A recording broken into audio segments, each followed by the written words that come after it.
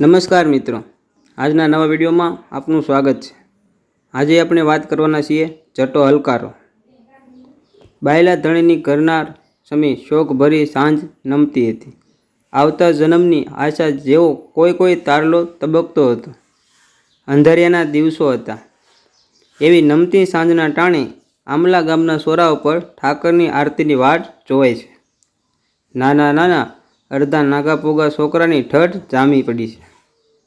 કોઈના હાથમાં ચાંદા જેવી ચમકતી કાંસાની ઝાલરો ઝૂલે છે ને કોઈ મોટા નગારા ઉપર દાંડીનો ઘા કરવાની વાટ જુએ છે। સાકરની એક ગાંગડી, ટોપરાની બબે કરસો અને તુલસીના પાનની સુગંધવાળા મીઠા ચરણામૃતની એક અંજળી વહેંચાશે એની આ આશાઓએ આ ભૂલકા નાસી રહ્યા છે। બાબાજીએ હજી ઠાકરનું દ્વારનું બારણું ઉગાડ્યું નથી। કૂવાને કાંઠે બાબાજી સ્નાન કરે છે। મોટેરાઓ પણ ધાવણા છોકરાને તેડી આરતીની વાટે સોરાની કોર ઉપર બેઠા છે। કોઈ બોલતું નથી। અંતર આપોઆપ ઊંડા જાય એવી સાંજ નમે છે। હાલ તો સંધ્યા જરાય ખીલી નથી। એક જણે જાણે સંધ્યા ન ખીલવી એ મોટું દુઃખ હોય એવે હળવેથી સંભળાવ્યું। દૃશ્ય જાણે પડી ગઈ છે। બીજાએ અફસોસમાં ઉમેરો કર્યો, કળજુગ રેત્યુ હવે કળજુગમાં કોળતી નથી। ભાઈ ક્યાંથી કોળે? ત્રીજો બોલ્યો। ને ઠાકોરજીની મૂર્તિનું મુખારવંદ પણ હમણાં કેવું ઝાંખપ બતાવે છે। 10 વર્ષ ઉપર તો શું તેજ હતું, ચોથે કહ્યું। છોરામાં ધીરે સાદે ને અધમીસી આંખે બુઢાઓ આવી વાતે વળગ્યા છે। તે ટાણે આંબલા બજાર સોંસરવા 2 માનવી ચાલી આવે છે। આગળ આદમી છે ને પાછળ સ્ત્રી છે। આદમીની ભેટમાં તરવાર અને હાથમાં લાકડી છે। સ્ત્રીના માથા ઉપર મોટું એક પોટકું છે। પુરુષ તો જાણે એકદમ ઓળખાય એવો નહોતો, પણ રજપૂતાણી એના પગની ગતિ ઉપરથી અને ઘેરદાર લેંઘાને લપેટેલ ઓઢણા ઉપરથી હસતી ન રહી। રજપૂતે જ્યારે ડાયરાને રામ રામ ન કર્યા ત્યારે ગામ લોકોને લાગ્યું કે કોઈ અજાણ્યા પંથકનો વટે માર્ગું હશે। દાયરે એને ટપાર્યો, વાહ રામ રામ। રામ તોછડો જવાબ દઈને મુસાફર ઝટપટ આગળ ચાલ્યો। પાછળ પોતાની પેનીઓ ઢાંકતી ગરાસણી ચાલી જાય છે। એકબીજાના મોં સામે જોઈને દાયરાના માણસોએ સાદ કર્યો, અરે ઠાકોર, આમ કેટલેક જવું છે? આઘેરે જવાબ મળ્યો, તો ભાઈ રાત અહીં જ રોકાઈ જાવ ને। કાં, કેમ ધાણ કરવી પડે છે? વાહ। મુસાફરે કતરાઈને વાંકી જીભ ચલાવી, બીજું તો કાંઈ નહીં, પણ અસુર ઘણું થઈ ગયું છે ને વળી ભેળા બાય માણસ છે, તો અંધારામાં ઠાલું જોખમ સીધને ખેડવું। વળી અહીં ભાણે ખપતી વાત છે, સૌ ભાઈઓ છીએ માટે રોકાઈ જાવ। વાહ।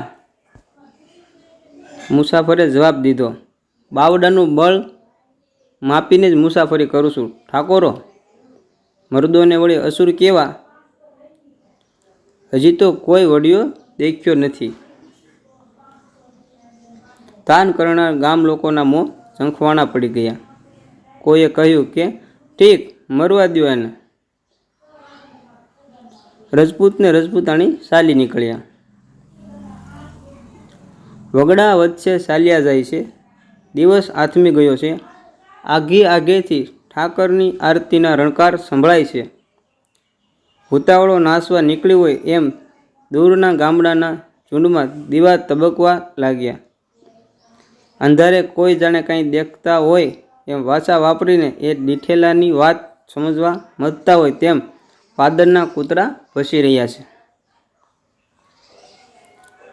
મુસાફરોએ ઓચિંતા પસવાડે ઘૂઘરાના અવાજ સંભળાયા।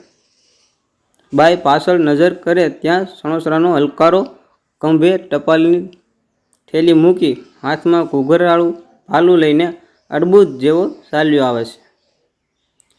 કેળમાં નવી સજાવેલી ફાટેલા મિયાનવાળી ટીંગાઈ છે. દુનિયાના શુભ અશુભનો પોટલો માથે ઉપાડીને જટો હલકારો ચાલી નીકળ્યો છે. કેટલાય પ્રદેશ ગયેલા દીકરાની ડોશીઓ અને કેટલાય દરિયો ખેડતા ધણિયાનીઓ મહિને 6 મહિને કાગળના કટકાની વાટ જોતી જાગતી છે.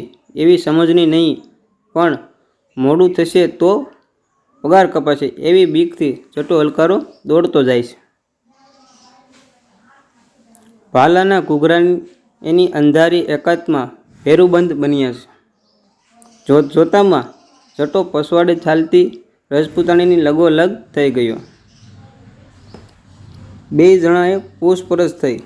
બાઈનું પિયર સણોસરામાં જ હતું, એટલે જટાને સણોસરાથી આવતો જોઈને માવતરના સમાચાર પૂછવા લાગી. પિયરને ગામથી આવનારો અજાણ્યો પુરુષ પણ સ્ત્રી જાતને મન સગા ભાઈ જેવો લાગે છે. વાત કરતાં કરતાં 2 જણા સાથે ચાલવા લાગ્યા. રજપૂત થોડા કદમ આગળ ચાલતો હતો. રજપૂતાણીને જરા શેટેથી પડેલી જોઈને એને પાછળ જોયું તો પરપુરુષ સાથે વાતો કરતી સ્ત્રીને 2-4 આકરા વેણ કહી ધમકાવી નાખી. બાઈએ કહ્યું, મારા પિયરનો હલકારો છે, મારો ભાઈ છે. હવે ભાળ્યો તારો ભાઈ, સાની બની ચાલી આવ. અને મહારાજ, તમે પણ જરા માણસ ઓળખતા જાઓ, એમ કહી રજપૂતે જટાને તડકાવ્યો. ભલે બાપા, એમ કહીને જટાએ પોતાનો વેગ ધીમો પાડ્યો. એક ખેતરવાનું શેટું રાખીને જટો ચાલવા લાગ્યો. જ્યાં રજપૂતે જોડેલું આઘેરે નહેરામાં ઉતરે છે, ત્યાં તો એક સામટા 12 જણાએ પડકાર કર્યો કે ખબરદાર, તરવાર નાખી દેજે. રજપૂતના મોંમાંથી 2-4 ગાળો નીકળી ગઈ, પણ મયાનમાંથી તરવાર ન નીકળી. વાટ જોઈને બેઠેલા આમલા ગામના કોળીઓએ આવીને એને રાંઢવાથી બાંધીને દૂર ગબડાવી દીધો. એ બાઈ ઘરે ના ઉતારવા માંડ. લૂંટારાઓએ બાઈને કહ્યું.